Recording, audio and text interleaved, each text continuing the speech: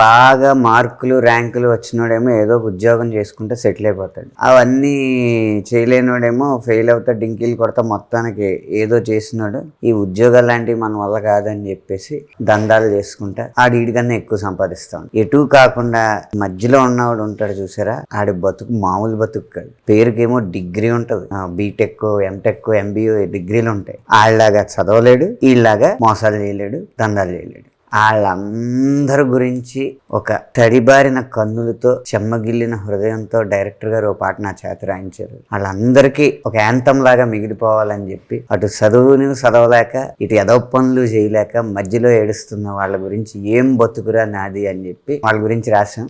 ఇది నేను వాళ్ళు డిసైడ్ అయ్యా, నేను ఏదో రోజు పొరపాటుని ఆటోబయోగ్రఫీ రాస్తే దాని పేరు ఏం బతుకురా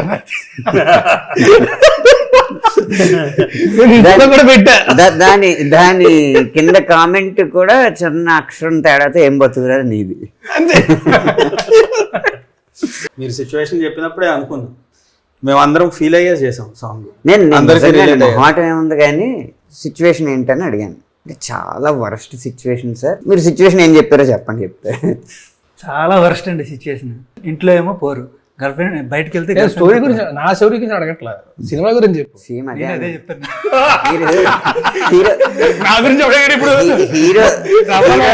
హీరో క్యారెక్టర్ కి వచ్చిన సిచ్యువేషన్ హీరోకి వచ్చిన సిచ్యువేషన్ అని అడిగాను నేను. ఆయన అదే కన్ఫ్యూజ్ అయ్యారు. క్యారెక్టర్ ఇది అంటే ఆయన ఏమన్నారు తెలుసా, సినిమాలో కొంచెం మంచి క్యారెక్టర్ అవచ్చు కదా, నవ్వుతూ ఉండేది, ఎందుకు తట్టుకోలేరు, ఆనందం కూడా తట్టుకోలేరు. అసూయ విపరీతమైన అసూయ, జుగుప్స, అసూయ ఎన్ని కలిపి ఏం లేదు బ్రో. అయితే నేను అన్నాను మరి కానీ ఒకటే, ఐల్ బి వెరీ హానెస్ట్ అంటే ట్యూన్ శేఖర్ చంద్ర ఆబ్వియస్లీ ఫోర్త్ దాకా కూడా పెట్టడం మానేస్తాను నేను, ఎందుకంటే చేస్తూనే ఉంటాం కాబట్టి. కానీ ఇప్పుడు లిరిక్స్ మొత్తం వింటే సాంగ్లోని your very successful lyricist. Honestly, you are a very successful lyricist. You are very big, but if you are not grounded, you won't be able to write. ఆ ఎక్స్ప్రెషన్ రాదు. ఆ ఎక్స్ప్రెషన్ రావాలంటే తెలియాలి కదా. అది గ్రేట్నెస్ అండి. శ్రీరామ్ గారిది ఎంత పోయిటిక్ వెళ్తారంటే కొన్ని సాంగ్స్కి విపరీతం పోయిటిక్ ఎక్స్ప్రెషన్స్ కానీ అవి very poetic and very high class ఇది ఉంటుంది ఆయన lyrics. At the same time folk ఇంకా చెప్పవసరం, ఫోక్ చాలా రాశారు, మెసేజ్ ఓరియంటెడ్ రాశారు. ఈ సాంగ్కి వచ్చేటప్పుడు మనకి రెండు కావాలి. మెయిన్ ఏంటంటే situation, at the same time సాడ్లో ఫన్. సాడ్లో మనం సాడ్ సాంగ్ చేయట్లా, it's a depressed song. Depressed enjoy చేయాలి అంటే రెండు ఎక్స్ప్రెషన్ ఉంటాయి కదా. ఫ్రెండ్ బాగా చేస్తుందా అన్నో ఎక్స్ప్రెషన్, బా తిరమ తోలిపోతున్నా, ఈ ఎక్స్ప్రెషన్ కావాలి. నైస్. వెనకాల జరిగేది ఒకటి, హౌ యూ ఎక్స్ప్రెస్ ఇట్.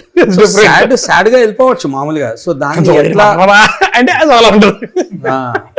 ఈయన అగ్నిపర్వతాలు ఎన్నిసార్లు బద్దలైనాయండి సినిమాలో?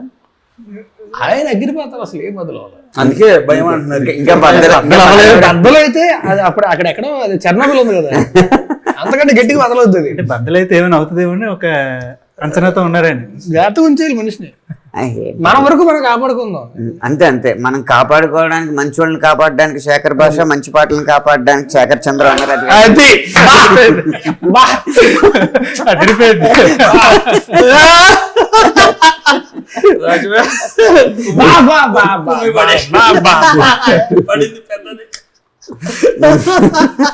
మీకు లోపల చాలా బాగుంది. అయితే అలాంటి వాయిస్ ఎక్కడి నుంచో ధనుష్ని అడుగుతాడా, ఎవరిని అడుగుతారా అనుకున్నాను, కానీ నిజంగా మంచి వాయిస్ తీసుకొచ్చారు. అనేసి బిఫోర్ పాడాడు దినేష్ రుద్ర బ్యాండ్ ఉంది. అప్పుడు లాస్ట్ టైం చెప్పావు కదా, బేసిక్గా ఏంటంటే ఇప్పుడు సింగర్స్ గురించి డైరెక్టర్ కానీ ప్రొడ్యూసర్ కానీ లేకపోతే హీరో కానీ తెలిసిన నోన్ సింగర్స్ వీళ్ళు వాళ్ళు ఎవరు బాగా తెలిసిన వాళ్ళు ఎవరైనా పడితే బాగుంటుంది అనే ఉద్దేశం ఉంటుంది మామూలు. కానీ శేఖర్ అలా కాదు, పాట ఏంటి, ఆ పాటకి ఎవరి వాయిస్ అయితే బాగుంటుంది, ఎవరి సౌండ్ అయితే బాగుంటుంది అని వెతికి మరీ పట్టుకొస్తుంది. శేఖర్ ఫిక్స్ అయ్యాడంటే నాకు నచ్చింది. శేఖర్ ఫిక్స్ అయ్యాడంటే ఖచ్చితంగా నాకు తన జడ్జ్మెంట్ మీద 100% నమ్మకం. ఈ పాటలో మీరు మొత్తం అన్ని సాధించారుగా మీ చేత. ఏముంది డిఫరెంట్ డాన్స్ డిఫరెంట్ ఏం బతుకురా నాది. వాళ్ళు ఏం చెప్తే అదే సాగదీయాలి. షూటింగ్ కి కాలర్ కొట్టుకుని వచ్చారు. కాలు ఇరిగిందా? ఎందుకు షూటింగ్ షూటింగ్ డాన్స్ రివర్స్ కాదు కాదు వేరే దగ్గర. ఓ ఇట్లా మనిషిని కూడా నాకు ఫీవర్ వచ్చి ఇది వచ్చి తగ్గే చాలా దారుణంగా ఉండే అప్పుడు సిచ్యువేషన్. అదే ఆ బతుకు కరెక్ట్ గా కనబడుతుంది. అదే పరిస్థితి. ఎందుకంటే కాలు బాగుంటుంటే ఇంకా ఎక్కువ డాన్స్ వచ్చేదేమో. దీనికి దీనికి ఎక్కువ dance దీని వల్ల నాకు అర్థమైంది ఏంటంటే ప్రతి సాంగ్ ముందు కాలు ఎరగొట్టుకోలేదు. సాంగ్స్ ముందు ఏ సాంగ్ ముందు కాలు ఎరగొట్టేసుకుంటే డాన్స్ ఎక్కువ ఇవ్వరు, మనకు రాదు. Face expressions junior NTR Allu Arjun dance వేసి కానీ జాను సాంగ్ లో సూపర్ ఉంది డాన్స్, చాలా బాగుంది డాన్స్. ఈసారి కాళ్ళు ఎరగొట్టుకుంటేనే ఇంత బాగా వచ్చింది కాబట్టి ఈసారి ఇంకా మంచి పాట వద్దు సార్, పాడరా? సార్, సార్, సార్, నడుము సార్, సార్. ఎరగొట్టుకున్నారు. ఏ వద్దు సార్, అమ్మాయి. వద్దు సార్, వద్దు సార్, వద్దు సార్, వద్దు సార్. చాలా ఎరగొట్టుకున్నారు జీవితంలో. అయిపోయి అన్ని అయిపోయి అన్ని ఇరిగిపోయి కానీ ఆయన కొరియోగ్రాఫర్ మూలకు కూర్చొని కృష్ణారామ అనుకుంటూ కృష్ణ ఏదో కృష్ణ అనంత శ్రీరామ అనుకుంటూ కృష్ణ శేఖర్ చంద్ర అనుకుంటూ ఏం బతుకురా నాది. కొరియోగ్రాఫర్ గారి గురించి ఒకసారి మీరు. కొరియోగ్రాఫర్ గారి గురించి నేను చెప్పడానికి ఏమీ లేదు. కొరియోగ్రాఫర్ గారి గురించి చెప్పాల్సింది అంతా కూడా మా డైరెక్టర్. కొరియోగ్రాఫర్ విజయ్ బిన్నీ గారు, ఆయన మన నా సామ్రంగా డైరెక్షన్ చేశారు కదా. ఆయన ఇప్పుడు దానయ్య గారి సినిమా ఏదో చేస్తున్నారు, వాళ్ళ అబ్బాయి సినిమా లాంచింగ్ డైరెక్షన్ కూడా చేస్తున్నారు. సో అతను కొంచెం బిజీ ఉండి మొహమాట అంటే ఒకటి ఈయనకి మన రాజధానికి చాలా క్లోజ్, అలాగే మన గోవింద్ గారు ప్రొడ్యూసర్ గోవింద్ గారు కూడా చాలా క్లోజ్. ఆయన నో అని చెప్పలేకపోయాడు, బయట ఏవి చేయట్లేదు, ఆయన నో అని చెప్పలేకపోయాడు. సో మొత్తం ఆయన చాలా వరకు మొత్తం కాన్సెప్ట్ కానీ ఇలా కాస్ట్యూమ్స్ కానీ అవి కానీ చాలా వరకు అతను సూపర్వైజ్ చేశాడు అనమాట. దాని తర్వాత అతను అసిస్టెంట్ శ్రవణ్, అతను ఈ సాంగ్తో ఇంట్రొడ్యూస్ అవుతున్నాడు. మీరు ఏం చెప్పారండి కాలు ఇరిగిందని కాకుండా ఈ కొరియోగ్రఫీ ఇంత బాగా రావడానికి? దీనికా యాక్చువల్లీ ఇందులో క్రెడిట్ అయితే ఎక్కువ కొరియోగ్రాఫర్కి ఇవ్వాలండి. మనం చెప్పింది కానీ అంటే క్లూలెస్గా ఉన్నాయి. ఇలాంటి సాంగ్ చాలా తక్కువ మన సినిమాల్లో. అయితే మంచి ఏమవుతుందంటే బాగుంటే సాంగ్లు వెళ్తుంటాయి కదా, అయితే మాంటేజ్లో ఉంటాయి సార్, లేదంటే డ్యాన్స్ ఉండేది ఉంటుంది. ఈ జోన్లో ఉండే సాంగ్స్ చాలా తక్కువ. చెప్పాలంటే నాకు అర్థం కాలేదు ఎలా చేద్దాం ఏంటి. కొన్ని మాంటేజ్లు ఉన్నాయి అందులో, ఇతను క్యాబ్ డ్రైవర్, కొన్ని మాంటేజ్లు ఉన్నాయి. ఆయన ఇప్పుడు చెప్తున్నారు కదా, నాకు అర్థం కాలేదు అనేసి మనం మాట్లాడాల్సిన విషయం. ఎలా షూట్ చేయాలి, ఇది మాంటేజా డాన్స్ అని. మనకు సిచ్యువేషన్ కూడా అలా అని చెప్పారు. సిచ్యువేషన్ చెప్పారు, ఎలా కావాలనేది లాక్ వదిలేశారు. మనం తిప్పలు పడతా ఉన్నాము. నిజంగా రాజభయ్య, అన్లెస్ శ్రీరామ్ గారు ఏం బతుకురా నాది అని కాయిన్ వేసే వరకు అది రెగేనా, ఓకే స్లో, ఇట్లా అట్లా వెరీ సాడా, లేకపోతే కొంచెం వేరేగానా అని దాంట్లో ఉండి రకరకాలు చేస్తూ తలలు బలు ఒకటి వేశారు. ఏం బతుకురా నాది స్టార్ట్ అయిపోయింది పాట. ఇంకా ఏం బతుకురా నాది అని one day I finish the song with చరణం, backing and everything. 2-3 days it took. దాని తర్వాత ఇంకా బెటర్మెంట్ చేయడం అదంతా ఇట్ టుక్ టైం. బట్ ఆ హుక్ ఏదైతే 2 రోజుల ముందే వచ్చేది, ఆ రోజు నా క్లారిటీ వచ్చింది. డైరెక్టర్ గారు ఎలా షూట్ చేయాలి ఏంటి ఆయన క్లారిటీ తీసుకున్నారు. నేను చాలా సాంగ్స్ ఇచ్చా రెఫరెన్స్. ఒకదాని వెళ్దామని ఎందుకు మళ్ళీ నా ఫోన్ పట్టుకెళ్ళిపోతే కష్టం కదా.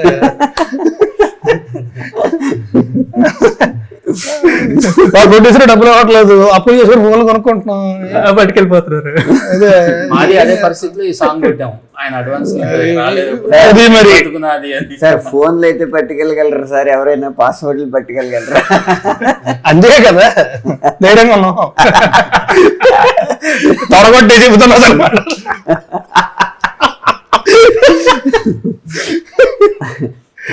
కాకపోతే ఇది ఎందుకు మనం ఇంత సెటైర్ వేసుకోగలుగుతున్నాం అంటే, ఇక్కడున్న నలుగురు, ఈ కెమెరా వెనకున్న వాళ్ళ నలుగురు, ఎవరైనా సరే వాళ్ళ జీవితాల్లో ఏదో సమయంలో ఏం బతుకురా నాది అనేది అనుకునే ఉంటారు. అందుకే ఈ పాట చూడడానికి అసలు దీంట్లో కవిత్వం ఉండదు, ఏం ఉండదు, కానీ అర్థం చాలా ఉంటుంది, రిలేటబిలిటీ చాలా ఎక్కువ ఉంటుంది. చాలా ఉంటుంది. అంటే లైక్ మనం చరణాల్లో ఫ్రెండ్స్ ఒక్కొక్కళ్ళు ఇలా జరిగిపోతున్నారు, ఒక్కొక్కళ్ళు అలా అయిపోతున్నారు, మనమే ఇలా ఉన్నాం అనేది ఉంటుంది చూసారా.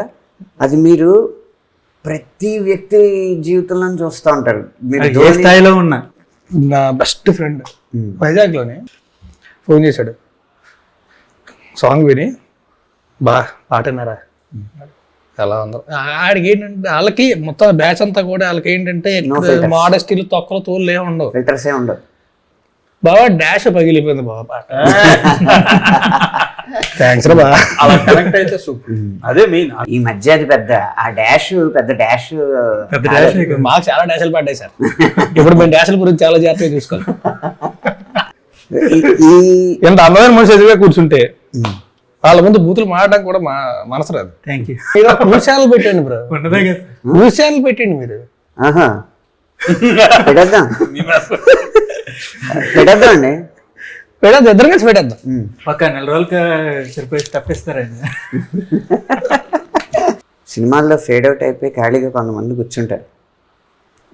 వాళ్ళు ఏంటంటే రోజులో రామ్ మందిరం ఈ ఫేడ్ అవుట్ అయిపోయిన సినిమా కళాకారులే విశ్లేషకులు, అమలాపురంలో ఎండిపోయిన చేప ఈ సినిమాల్లో ఫేడ్ అవుట్ అయిపోయిన వారే విశ్లేషకులు. ఆఖరికి ఒక బ్లాక్ బస్టర్ సినిమా రిలీజ్ అయింది, దాన్ని తిట్టడానికి కూడా ఈ సినిమాల్లో ఫేడ్ అవుట్ అయిపోయిన మహానుభావులు విశ్లేషకులు. అలాగే రాజ్ తరుణ్ వ్యక్తిగత సమస్యలు, ఇంకో మొత్తానికి సమస్య ఏదైనా అయి ఉండొచ్చు, విషయం ఏదైనా అయి ఉండొచ్చు, మా విశ్లేషకులు మాత్రం ఈ సినిమాలో ఫేడ్ అవుట్ అయిపోయిన రాజ్ తరుణ్ వ్యక్తిగత మిగతా ఏది నాకు అర్థం కాలేదు.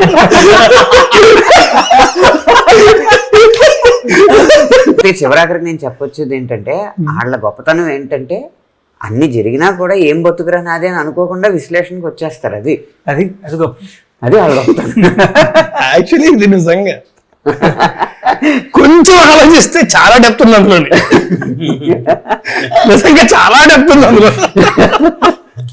సినిమా పేరు పాంచ్ మినార్ కదా, కుతుబ్ మినార్ తెలుసు, చార్మినార్ తెలుసు, పాంచ్ మినార్ ఎందుకు వచ్చి ఏక్ మినార్ కూడా ఉన్నట్టుంది. ఏక్ మినార్ కూడా ఉందండి. ఒక స్తంభం ఉంటుందని ఏక్ మినార్ అంటారు. సార్ ఏదో స్తంభం ఎక్కడన్నా సరే దాని అర్థమైంది. Too many jokes. అయితే సినిమాలో ఒక వర్డ్ కావాల్సి వచ్చింది సార్, ఒక కీ వర్డ్. అది దాన్ని ఇప్పుడు నేను చెప్తే అది స్పాయిలర్ అయిపోద్ది. Correct correct. ఒక కీ వర్డ్ కావాల్సి వచ్చింది, అది స్పాయిలర్ అయిపోద్ది. అది ఇప్పుడు దాని గురించి చెప్తే చెప్పకూడదు. సో అది చెప్పకూడదు. సినిమా చూస్తే కనుక ఓహో దీని మీనింగ్ ఇదా అనేలాగా ఒక క్లారిటీ వస్తుంది సార్. ఇప్పుడు చెప్పేసామంటే మొత్తం టోటల్ స్పాయిలర్ అయిపోతుంది. అది ఖచ్చితంగా థ్రిల్ చేస్తుంది. ఆ వర్డ్ గురించి మీకు రివీల్ అయినాక థ్రిల్ అనిపిస్తుంది అది. సో అది థియేటర్లోనే చూడాలి. ఇప్పుడు చెప్పి సినిమా కథ అంతటికి ఆ పాంచ్ మినార్ అనేది చాలా ఇంపార్టెంట్. కథ దాని మీద నడవదు కానీ అది చాలా ముఖ్యం. మా ప్రొడక్షన్ టీం నుండి ఒక చిన్న ఐడియా అనుకున్నారు. ఏంటంటే ఈ సినిమాలో హీరో క్యాబ్ డ్రైవర్ అనమాట. సో ఇప్పుడు చాలామంది ఎఫ్ఎంలోనే అక్కడ ఇక్కడ పాట వినుకుంటూ చాలా రిలేట్ అవుతూ ఉంటారు. సో ఇప్పుడు మన సాంగ్స్ అన్ని రీల్స్ చేస్తూ మన కనెక్ట్ మూవీస్ అనే ఇన్స్టా హ్యాండిల్ ఉంటే దాన్ని ట్యాగ్ చేసి వాళ్ళు ఏమైనా రీల్స్ పంపిస్తే అందులో బెస్ట్ దానికి హీరో నడిపిన క్యాబ్ గిఫ్ట్గా ఇద్దామని మనం అనుకుంటున్నాం. అంటే క్యాబ్ ఎత్తారా డీజిల్ కూడా ఇస్తారా? డీజిల్ చూసుకుంటారు. ఇప్పుడు మందు కూడా ఏం బతిగానే ఉంది, డీజిల్ ఇవ్వలేదు. ఆ క్యాబ్ నిజంగా చెప్తున్నాను, నిజంగా చెప్తున్నా, మనం కూడా రీల్ చేసి నొక్కేద్దాం. చాలా మంచి కార్ అది, చాలా మంచి కార్ అది. మామూలుగా మనకి షూటింగ్లో ఏమో తెలుసా, చాలాసార్లు మనకి బైక్లో లేకపోతే ఇది కారే వస్తుంది కదా, బ్రేకులు యాక్సిలరేటర్లు ఏవి పనిచేయని బళ్ళు వస్తూ ఉంటాయి. ఆ కట్ట చెప్పేలో బతికుంటామా పోతామా అని వస్తూ ఉంటది చాలాసార్లు షూట్లో. ఇది మాత్రం బుజ్జిగుంట చక్కగా కొత్తది పట్టుకొచ్చి దానికి పెయింట్ వేయించి చక్కగా అలకరి తీసుకొని నేను కట్ట చెప్తే కార్లో కూర్చోండి, అవి ఏ చేసుకుని కార్లో కూర్చోండి, ఎవడ పోతాడు ఇక్కడ. క్యాబ్ ఉన్నప్పుడు షూటింగ్ చాలా ప్రశాంతంగా ఉండేది. ఎందుకంటే నార్మల్గా అయితే కట్ అనగానే వెళ్ళిపోయి క్యారవాన్ లో కూర్చుంటుంది, ఏసీ ఉంటుంది లోపల, రావడానికి ఇబ్బంది. అదే క్యాబ్ డ్రైవర్ బయట దిగరు. మిగతా అప్పుడేమో క్యారోవాన్, ఇప్పుడు కారే వ్యాన్. చాలా స్పీడ్గా అవుతుండేది అప్పుడు షూట్. అర్థమైందండి. కనిపించే 4 స్తంభాలు సిగరెట్ ప్యాకెట్ మీరు చార్మినార్ అయితే కనిపించిన 5వ స్తంభం వేరే మా సినిమా పాంచ్ మినార్. అంతే కదా మొత్తం హాల్లోనే. ఇంక మీరు చెప్పుకో, దయచేసి మీరేమన్నా చెప్పుకో, కరెంట్ డౌన్లోడ్ చేయకుండా థియేటర్కి వెళ్తాం.